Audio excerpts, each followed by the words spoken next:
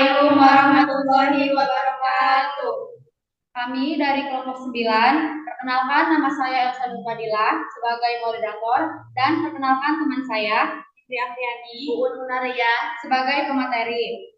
Sini kami akan menyampaikan materi tentang permasalahan program KB di Indonesia, strategi pendekatan dan cara operasional program pelayanan KB, dampak program KB terhadap pencegahan kelahiran. Baik, sebelum memulai materi, marilah kita membaca Bismillah. Bismillahirrahmanirrahim. Materi yang pertama akan disampaikan oleh Indri Apriani. Permasalahan program KB di Indonesia. Di Indonesia, program Keluarga Berencana atau KB telah dijalankan sebagai program nasional sejak tahun 1970 di bawah pengawasan Badan Kependudukan dan Keluarga Berencana Nasional atau bisa kita sebut dengan BKKBN. Sejak saat itu, program KB dinilai berhasil karena telah menurunkan angka kelahiran total dan meningkatkan penggunaan obat-obatan serta alat kontrasepsi. Berbagai permasalahan terkait stagnasi program KB di Indonesia ditenggarai diakibatkan oleh tingkat penggunaan kontrasepsi dan kebutuhan KB yang tidak terpenuhi. Penurunan angka fertilitas atau kesuburan, peningkatan proporsi pernikahan dini, terbatasnya pengetahuan mengenai kesehatan reproduksi, serta aktivitas seksual di luar pernikahan yang bermuara pada jumlah angka kematian ibu atau bisa disebut dengan AKI. KB bukanlah konsep untuk meniadakan kelahiran, namun sebuah konsep perencanaan untuk menghasilkan keluarga sebagai generasi dengan derajat kesehatan yang berkualitas. Hambatan dan permasalahan masyarakat masih kurang begitu meyakini manfaat program KB ini. Banyak yang masih memandang KB dalam sudut yang sempit, baik di kalangan masyarakat maupun para tokoh agama dan tokoh masyarakat. Faktor-faktornya yang mempengaruhi perkembangan KB yaitu sosial ekonomi, budaya, dan pendidikan. Sosial ekonomi yaitu rendahnya status sosial atau ekonomi penduduk di Indonesia akan mempengaruhi perkembangan dan kemajuan program KB di Indonesia. Budaya yaitu meliputi pengertian dalam masyarakat mengenai berbagai metode yaitu kepercayaan, religius, serta budaya, tingkat kependidikan, persepsi mengenai risiko kehamilan dan status wanita. Sedangkan pendidikan yaitu menginginkan keluarga berencana yang efektif, tetapi tidak rela untuk mengambil risiko yang terkait dengan sebagai metode kontrasepsi. Next, agama dan status wanita.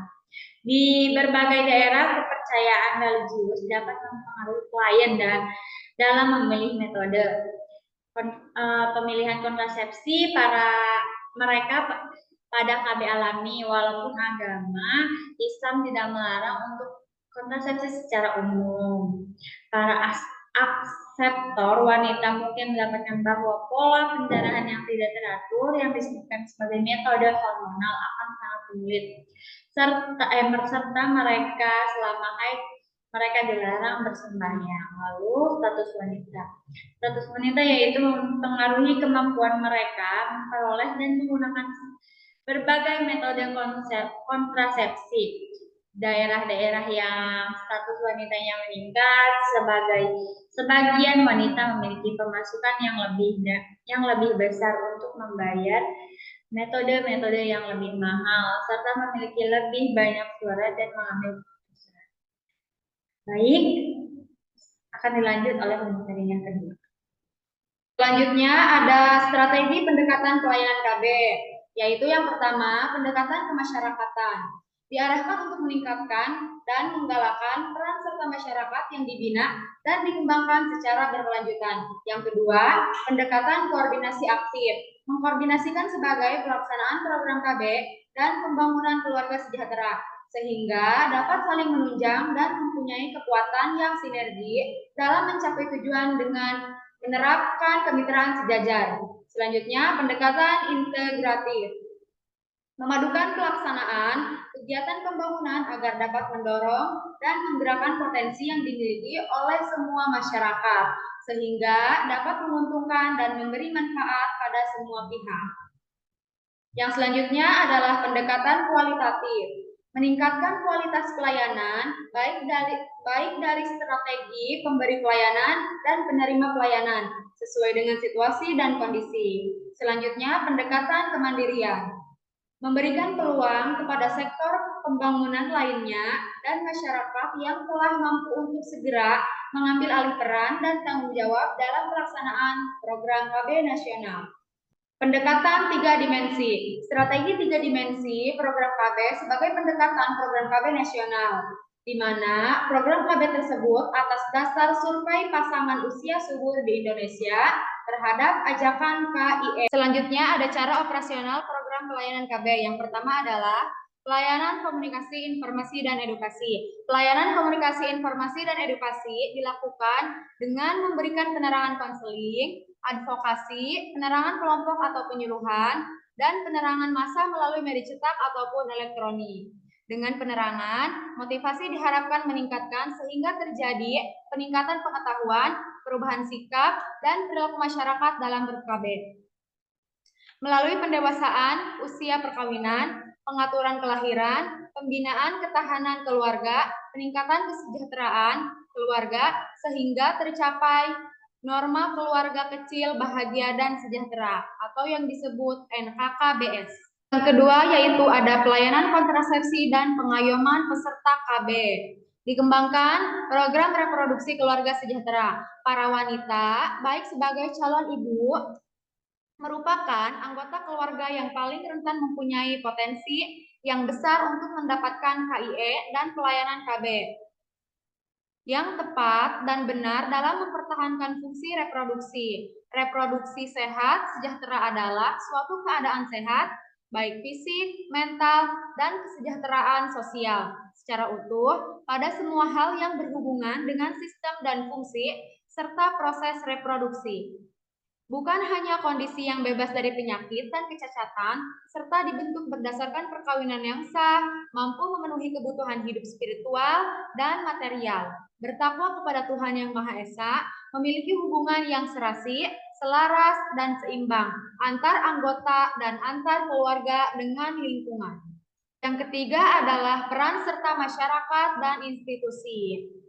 Peran serta masyarakat dan institusi ini ditonjolkan melalui pendekatan kepada masyarakat serta kerjasama institusi pemerintah.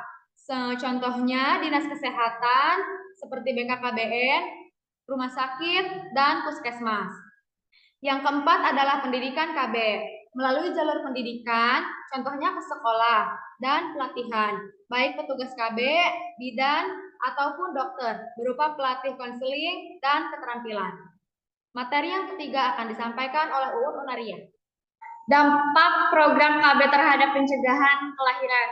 1. Untuk ibu. Dengan jalan mengatur jumlah dan jarak kelahiran, manfaatnya yaitu untuk perbaikan kesehatan dan badan karena tercegahnya kehamilan yang berulang kali dalam jangka waktu yang terlalu pendek. Adanya peningkatan kesehatan, mental, dan sosial yang dimungkinkan oleh adanya waktu yang cukup untuk mengasuh anak, beristirahat, dan menikmati waktu luang, serta melakukan kegiatan lainnya.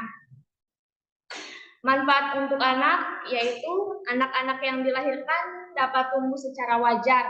Karena ibu yang mengandung dalam keadaan sehat, sesudah lahir, anak mendapatkan perhatian, pemeliharaan, dan makanan yang cukup karena kehadiran anak tersebut memang diinginkan dan direncanakan.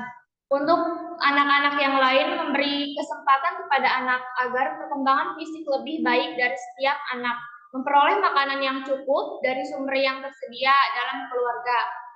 Perkembangan mental dan sosialnya lebih sempurna karena pemeliharaan yang lebih baik dan lebih banyak waktu yang dapat diberikan oleh ibu untuk setiap anaknya.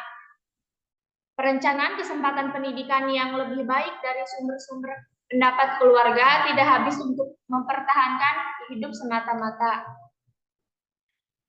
Adapun untuk ayah, memberikan kesempatan kepadanya agar dapat memperbaiki kesehatan fisiknya, memperbaiki kesehatan mental dan sosial. karena kecemasan berkurang serta lebih banyak waktu terulang untuk keluarganya. Dan untuk seluruh keluarga, kesehatan fisik, mental, dan sosial setiap anggota keluarganya tergantung dari kesehatan seluruh keluarga.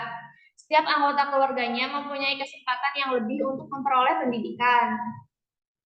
Baik, pemaparan materi telah selesai. Selanjutnya kita tutup acara ini dengan mengucap hamdalah.